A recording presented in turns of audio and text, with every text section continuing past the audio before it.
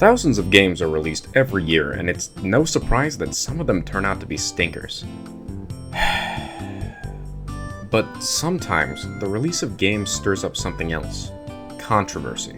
Whether they're in bad taste, do something that the general public disapproves of, or are so straight up awful that it causes a fuss, games can cause some of the biggest fights you've ever seen.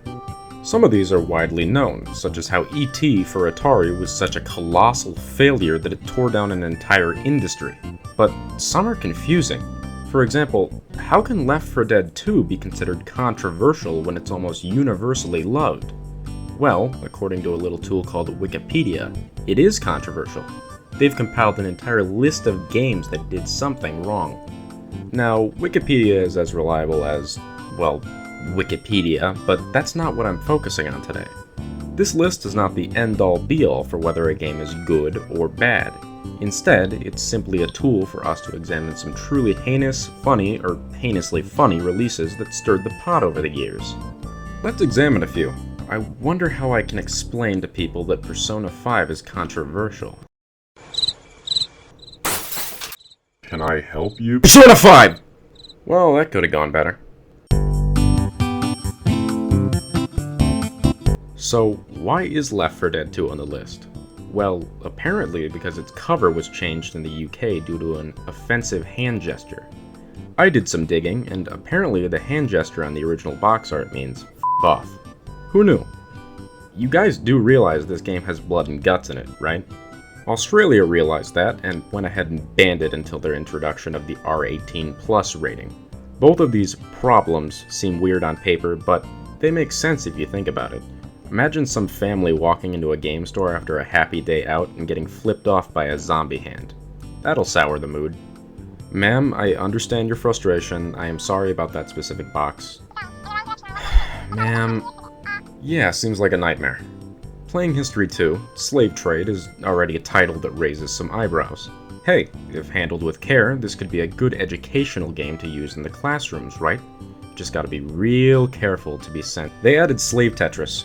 There was a mode called Slave Tetris where you try to fit slaves on a boat in a Tetris-like minigame. Who the hell greenlit this? What were they thinking? This is perhaps the worst entry on the list, solely based on the fact that there was an entire development team that thought that this was acceptable. No jokes for this segment, no funny gags, no. This is atrocious.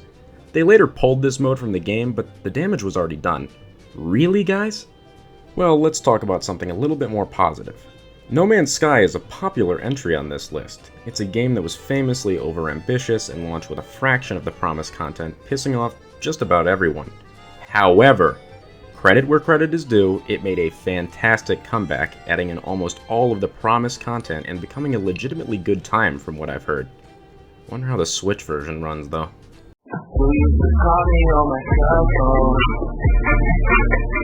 Close your eyes and picture your favorite fighting game. If you said Smash Bros, good choice. If you said Street Fighter, Tekken, or Mortal Kombat, also good choice. But I'm looking for the one person out there who said Fight of Gods. This game pits religious and biblical figures against each other in a full-fledged 2D fighter, with a roster including characters like Jesus and Zeus. Obviously, this drew an immediate controversy, even getting banned in Malaysia. The whole thing is satire, and I really want to play it at some point. Say what you want about Smash, they don't have Santa Claus as a playable guest character. 1 point, Fight of Gods. Sir, they got Santa Claus. No, it can't be! Diablo Immortal. The only time I've ever seen a universal booing during a reveal. Granted, I haven't seen much, but how in the hell do you expect a universal praise for a mobile game? Look guys, doodle jump! At one point, Diablo Immortal held the lowest recorded user score for a game on Metacritic due to its use of microtransactions and its pay-to-win nature.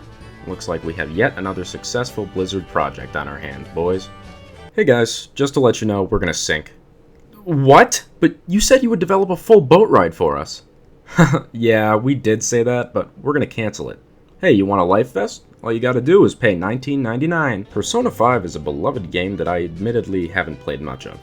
What I did play, I enjoyed, it just didn't grab me. That being said, I was pretty astonished to see it on this list.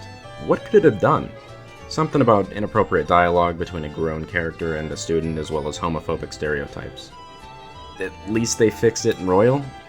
Portal 2 is another beloved game, a true Valve classic. So what happened with it? Well, apparently, someone took offense to Wheatley saying the line, "fatty fatty no parents," and reported it to CBS. I mean, I get why they reported it, but it is rated E10+ with an emphasis on language, so it's up to you to determine whether this criticism is valid or not. I'm not touching this topic with a 10-foot pole. Let's finish up with the big one, Pokemon Go. This game is so controversial, it has its own articles surrounding its controversies.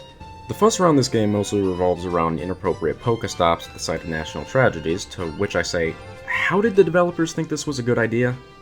Other issues include people dying while playing the game, mostly because they weren't paying attention and wandered into places they shouldn't have been. While this isn't the fault of the app, it's still tragic, and I hope they find peace. I don't think I ever got into trouble while playing the game for the couple years I did, though. Kid, why did you go into a restricted government zone? That's incredibly dangerous. You ever heard of a Blissey, Batman? This was just a small snippet of what that article has to offer. I didn't even touch on political stuff because, frankly, I don't find talking politics fun. If you'd like to take a look, it's linked in the description alongside all of the footage I used here. Thank you all so much for your support on my recent content. It means a lot for me, especially when I've been producing this stuff and putting my heart and soul into it. Please like and subscribe if you enjoyed, and I hope to catch you guys later.